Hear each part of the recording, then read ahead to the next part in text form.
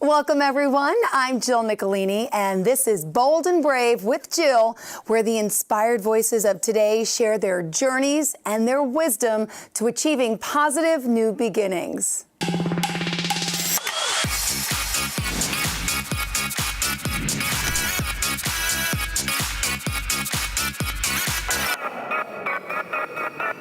Our guest helps college-bound athletes and performing artists become confident, resilient young adults who excel on and off the field so they can live to their full potential. Please welcome Mike Madden to the show. Thank you so much, Jill, for having me on this show. And I have to tell you, it was really exciting meeting your boys before it started backstage there. I could see there are going to be some future soccer stars in your family. Yeah, I see we're friends on social media, right? That's the way of the world these days. And Mike, we want to, of course, welcome you here and ask you, in regards to being a peak performance coach, can you tell us exactly what that means and what you do? Yes, Jill, my passion is to help college-bound athletes and performing artists improve their competitive edge by having that unstoppable confidence, that laser focus, getting into that peak performance state on command. Now, one of the formulas that I use with all my clients is your performance equals your potential minus interference. What does that mean? Well, you want to clean out all the mental garbage that's holding somebody back, and you want to replace that with proper mental skills that will help them move forward towards their goals. Now, a big part of that, Jill, is learning how to master your emotions, because when you reach a certain level in sports and performance, the talent everybody has is so close. I mean, everybody is really good. And it's this whole area of emotions that can make us or break us. So when you master your emotions, you eliminate that interference. That's what separates you from the rest. But a lot of us, let's be honest, whether we're playing sports or not, have anxiety. We have fear. What are some of the things that, you know, if you're lacking confidence, that we could do before a game, especially, to maybe help get over this? Oh, yeah, I see this a lot.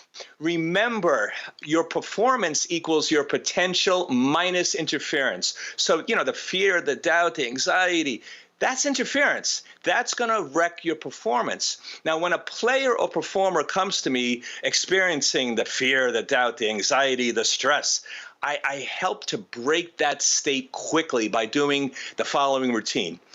First things first, we have to slow things down. We have to get the clearing process going. So I have them do some simple, deep breathing exercises. What that does is begins to break that disempowered state. It helps to calm them down, to clear their nervous system. Next, I asked them, well, what would the self-talk of a top athlete sound like as they prepared for their event? And usually the response I get is, well, I'm not a top athlete. And then my response to that is, well, not with that attitude, kid. Come on, play with me. If you were a great player with tons of experience, and if you had an incredible record and you're at the top of your game, what would your self-talk sound like as you're preparing for your event? Eventually, I get them to say things like, I control the game. I never give up. I easily beat the competition. I'm unstoppable. So you got the breathing going. You got the positive self-talk going. The final piece of the puzzle is to get your physiology involved. Let's get your body language congruent with your positive self-talk. If you believe that you're in control, you control the game, you dominate, you can easily defeat the opponent, how would you carry yourself? What would your swagger look like? You're going to start to move like you're number one, like you're ready to pounce. And I have clients do this routine at least 5 minutes before their event to allow their mind to shift into a champion mindset. And then all their practice and training takes over as they begin. Great. Now, anything else you can add about what they can actually do right before they get on the field to really change that mindset, Mike? Let's see. Yes. There's something I actually have people do before they leave their house for a game of performance. I have all my clients put together a playlist of some of their favorite songs that instantly puts them in an awesome mood, a positive state of mind. For me personally, it's 80s music, to which my daughter will roll her eyes and be like, Dad, you are so old. Hey, it's still some of the best music. Next, what I do is I have them sit down or lay out on the floor, and with their eyes closed, I have them begin to play a mental movie in their mind about the absolute pleasure of doing their sport, skill, or performance. It's really feeling the love for the thing that you do. And I had them relive some of the best moments, creating their own personal highlight reel. And what this does is it puts them into a mental state of feeling the pure love of what they do, the love of the game, by using images and emotions of past victories. And then I have them shift to imagining yourself performing in the present at your absolute best. I say practice seeing yourself breaking your personal best scores, overcoming areas that you're struggling with now. See yourself performing with perfect technique, not being overcome with distractions. It's so important to make this part of your pre-game routine, because the better you feel, the better you play. The better you play, the higher your confidence. And this is your mental edge over the competition. As you know, I have 2 boys, 4 and 6, and as a sports mom, I've been getting them out on the field this year. Soccer, baseball, we're going to try ice hockey soon. So I'm trying to be motivational, trying to inspire them, and I may not have all those answers. So give us some tips out there to all those parents who need to really support their kids before they get out there on the field, on the court, and tell us, some extra things that we could do to help guide them. Well, as I share in my book, there are 2 things that parents can do that will really support their athletes and performers before and after the game. Before the game, the most important thing you can do for your child is don't get into a big thing about pointing out what happened last game, the mistakes, the losses, but instead focus on how hard they worked, how proud you are of them, and to encourage them just to go out, have fun, do your best, focus on the love of the game. And it's so important for your child to feel that you love them and you're on their side no matter how they play. Because, Jill, what I've noticed is many kids link their self-worth to their performance. If they're performing well, they have high self-worth. If they make mistakes, they have low self-worth. You got to let them know that they are awesome no matter how they perform, and you are so proud of them. It's all about learning. Now, what you can do after the game, as soon as you're alone with your athlete or performer, start making a few positive observations about your son or daughter's game. Pick a few moments that you can compliment your son or daughter. For example, hey, you looked confident out there. I love the way that you showed some hustle. You made some great adjustments. If they want to talk about the error, make it into a learning experience, what you might be able to do differently next time out. They will appreciate you so much for that. Hey, mistakes is how we learn. Yeah, you said it best. And by the way, Raising a Champion, tell us about this book. Really, in 30 days, you can help your child overcome fears and anxiety to really get their best performance skills? Yes, I actually wrote Raising a Champion during the lockdown of COVID. I was going to go out to a lot of high schools and give presentations. There was no high schools. Everything was locked down. So I had to shift gears. I decided to write a book for parents to use this time of being locked down to get together with their kids, to sort of have like a family moment, to coach their kids with the mental game of stress and anxiety. So the book is broken down to 30 chapters, 30 days, a main point, activities to do, a lot of positive affirmations to really build up the kids. And by the way, I should point out you're known as the Mental Bloc Doc, right? How did you get that title? Could you tell us a little bit about how you got started and why you're so passionate about helping young athletes, students, and parents with their game? Would you mind sharing your story? The Mental Bloc Doc. It's a very funny story. So the way that came about was I'm a sports parent like you. I'm at all the games. I'm watching things behind the scenes. As you know, the meltdowns, the temper tantrums. It's very frustrating. So I'm one of those parents that are at the games. I keep my mouth quiet, but I'm observing how so many kids are getting stressed out, and I try to approach them and give them a few nuggets. So there's this one girl who was just having a tough time in softball, and I just gave her a few exercises to help clear her mind. Her mom comes up to me 2 days later and says, "What did you say to my daughter? Her game is totally changed. She's having so much fun and she's doing really well. You're like a mental block doc." And I said, "Mental block doc?" I said, "I like that. I'm going to use that." And that's how it started. Fantastic. Well, it's great that you're here helping so many people. And let's talk a little about your new show. Tell us about it. Yes, I'm extremely excited about this show. My goal for this show is to be very practical. In that hour, I want people to leave with tools they can apply immediately. Each week, I'll be sharing on a different area where somebody might be struggling in their performance. It could be their sport, there could be performing arts, it could be things with school, even work situations. So I'm going to be sharing skills to win the inner mind game of performance. And I'll also be sharing emails that I receive on a regular basis with questions people have. I'll be answering those on the show. And then I'm going to have an opportunity for people to call in live and share where they're struggling. And I'm going to coach them right on the air. So it's going to be a jam-packed hour. Awesome. Well, we're looking forward to seeing you here on Bold Brave TV. Also, Mike, at this time, tell us the best form of contact for you. You can reach me on my website, maddenmindcoach.com, where you'll find free resources, free video courses. There's one free course on unstoppable confidence. There's another one on keys to getting a sports scholarship. You can also check out my one-to-one coaching programs that I offer. You can also order my book, Raising a Champion, on Amazon. And if you just want to ask me a question, you can contact me through the site. All right. Now, so if someone does want to work with you and social media, can they reach out to you there as well? You can reach me on my website, maddenmindcoach.com, where you'll find free resources, free video courses. There's one free course on unstoppable confidence. There's another one on keys to getting a sports scholarship. You can also check out my one-to-one coaching programs that I offer. You can also order my book, Raising a Champion, on Amazon. And if you just want to ask me a question, you can contact me through the site. Now, tell me, how does it make you feel knowing that you're helping so many students and parents out there? Because you have a job where you're feeling pretty good at the end of the day, right? It makes me feel incredible because I have so many clients that come to me. The parents will call me and they're so emotional because their kids are so emotional and they don't know what to do. The kids are having meltdowns. They want to quit. They want to get out of the sport. They don't enjoy it anymore. And it's all because they have some mental garbage in their minds. So the first session is usually clearing that out. And by the fourth session, to see these kids who are so upset from week 1, week 4, they're glowing, beaming, they're having fun with their teammates, they're succeeding, they've fallen back in love with their sport.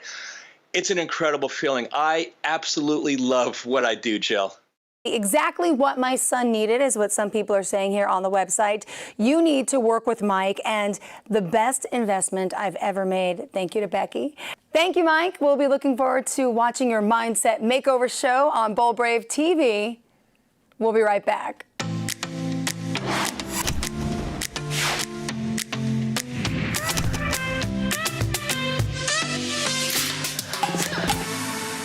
Do you have a unique or special story to tell? We're currently seeking inspiring individuals to appear on our nationwide television show, Bold and Brave with Jill. Share your journey and make a true difference in the community and the world. Call 631-619-2050 or visit boldbravetv.com. Let us shine a light on you and share your story with the world. The time to be bold and brave is always. The time to call is now. Call 631-619-2050.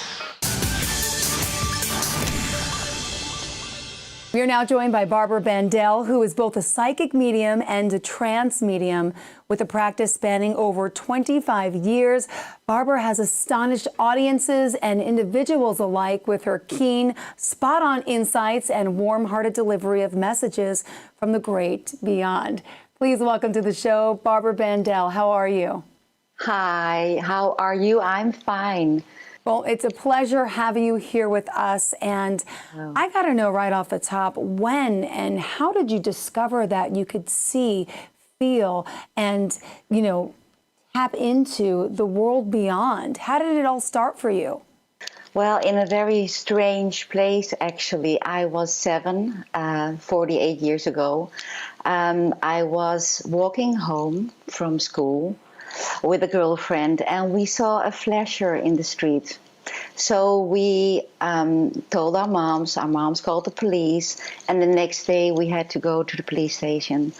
And we were interviewed in separate rooms, and we had to describe the man, etc.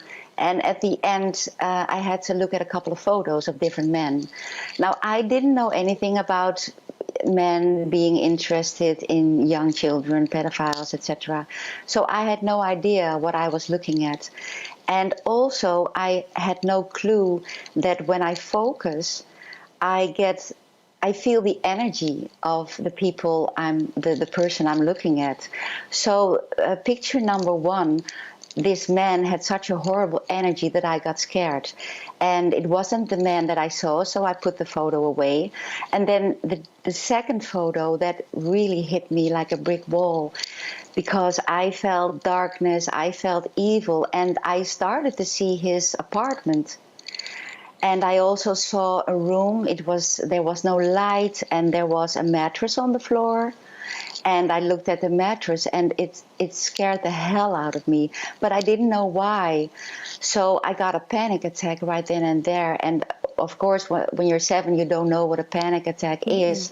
But I thought that I was choking, and I couldn't breathe, and my heart was pounding. And I said to the police officer, I want to go home. And I got outside, and there was my friend. I was so happy to see her. And I said to her, whoa, did you see that? Did you see all these things at the photos?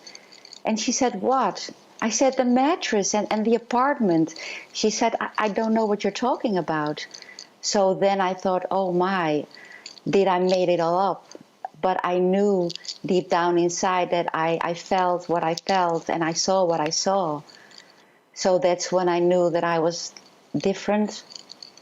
Now, at the age of 7, you're realizing that you have a different gift. You're able to see beyond and know beyond. Could you explain to us further what that was like for you? I felt very safe. I always talk with my friends. That's how I call my guides, my friends. And I thought everyone was talking to their friends, the deceased loved ones, my grandfather, and my main spirit guide. I've always felt him around me. So I started to ask around when I was older, and people said, well, I don't talk to anyone. What do you mean? So I felt really safe and secure, and I always knew that there was more than just what we can feel, hear, and see.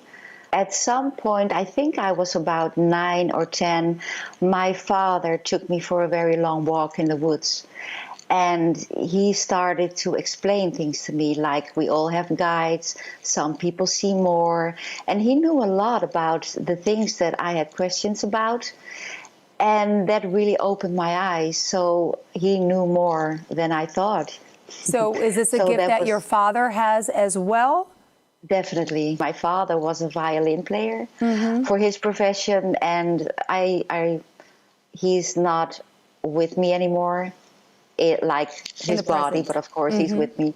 And I've always had the feeling that he had contact while he was playing music. I could see it in his eyes. Wow. Well, it's amazing that you have this gift and this talent, and now you're here helping so many people. So you're connecting to the other side. You are offering what types of readings, to be more specific, if you don't mind, to people out there? Could you elaborate? I offer a lot of readings. For instance, when you are in love and you want to know if this is the one, or if you are single and you want to know why you are single, I can trace that down for you, why you're single. I can also give a timeline when you will meet someone, or when you're going to have children. I also do business readings. I like that too a lot, because I can shine a light on your employees who's stealing from you, or your customers, or who is ready for a promotion also. So I can really shine a light on your company. I give, of course, readings with deceased loved ones. And if you want to go a bit deeper, I give readings about your soul. And that's when the trance mediumship steps in, because then I can really let the guides take over and talk to you one-on-one. and give you all the information about why are you born, what made you decide to be born again, what are you doing here, who were you in previous lifetimes, were you a man, were you a woman, what's the common thread in all your lifetimes, because our soul is eternal, we live forever. Yeah. That's a long time, forever. So this is, our body is just our vehicle, and but our soul is who we really are. Great. And you did mention the term before, spirit guide. Would you mind elaborating on that? Is that what we all have? Can you explain the concept of that?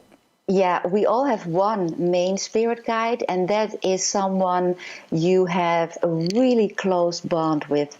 You know him or her from previous lifetimes, and you, before you were born, you decided to that he or she will be your guide. So he or she knows the lessons you want to learn, the insights, and we have free will, so we can decide if we want to learn a lesson or not. And then we also have help guides that can be deceased loved ones, parents, friends, family, but also ancestors, people we never really met in this lifetime, but we have a connection with them. And they always give their name. I really love that, so that you can check who this is in your family tree, or if someone in the family knows all the names, because I always want to give proof that someone is really around you. So what's your name? What did you do? How did you die? Etc. Beautiful. Well, let me ask you, would you mind sharing an experience or two of some of the most memorable readings that you've done on people? Once I had to go to the hospital to have surgery, and I had a really lovely nurse by my side, and I was scared because, well, nobody likes surgery. So she said, "Is it okay if I hold your hand?"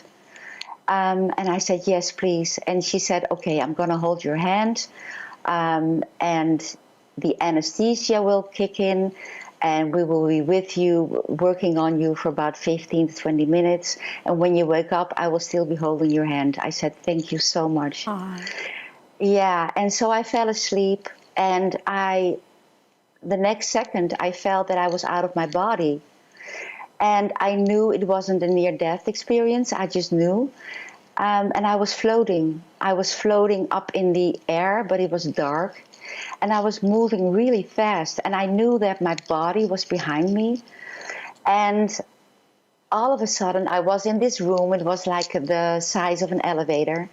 And the ceiling and the walls were a gray, dull color. And I could feel that on both sides there were maybe thousands and thousands of these rooms. And I could feel that when we want to talk to someone who's deceased, we go to one of these boxes.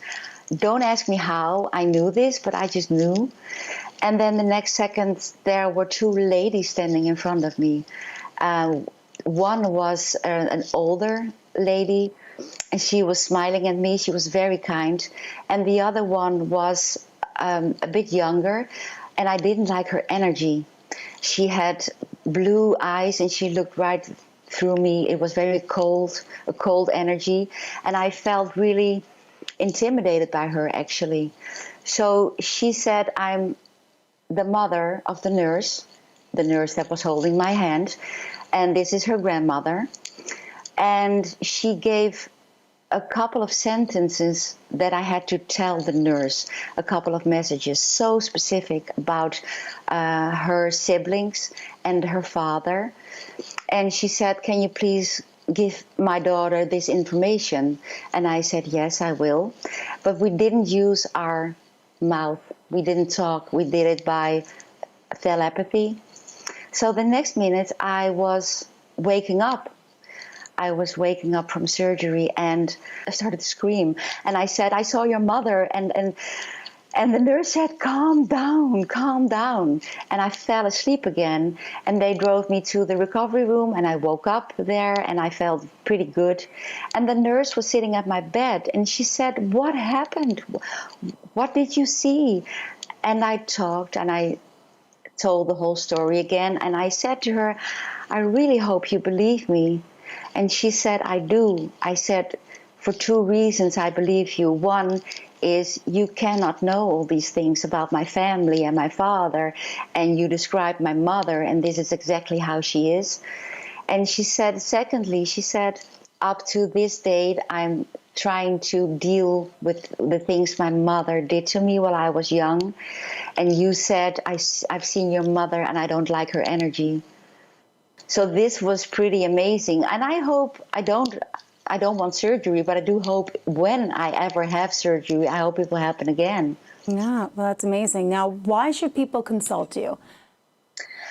Because the feedback that I get from customers is that it changes their lives. Yeah. Once they hear the details and the specific information I give, things I cannot know, they have like no doubt anymore that there is something more than what we can see. So, and I explain them how they can contact their own guides and ask for help and love. And they do that, and they say, wow, it feels like I've been given another dimension in my life. And hope and belief. And believe, and I'm so grateful I can do this work. That's wonderful. And let me just ask you this one last question. It's been a hard year for so many people worldwide. I know you're in the Netherlands and you work with people everywhere, but is there anything now about this past year with the pandemic that you can now guide us through? Did you learn anything from your spirit guides about this horrible time, and any advice they want to pass on maybe to our viewers? Yes, well, around 2030 will be done with this difficult decade. So everything's going to change: the banking system, the school system, the pharmaceutical industry. So it's really difficult to keep your balance. Great. Well, thank you so much, Barbara. If someone wants to contact you for a reading, could you give us your website? Yes, that's barbarathemedium.com. And on social media, can we find you? Yes, that's all on my website. Perfect. Yeah. All right, Barbara Bandel, it's a pleasure talking to you today, and the grateful reminder to all of us to stay positive, be happy. Yes. We have to get in the right mindset. I agree with you. Thank you again, Barbara, for doing what you do. And of course, we'll have more coming up. We'll see you next time on Bold and Brave.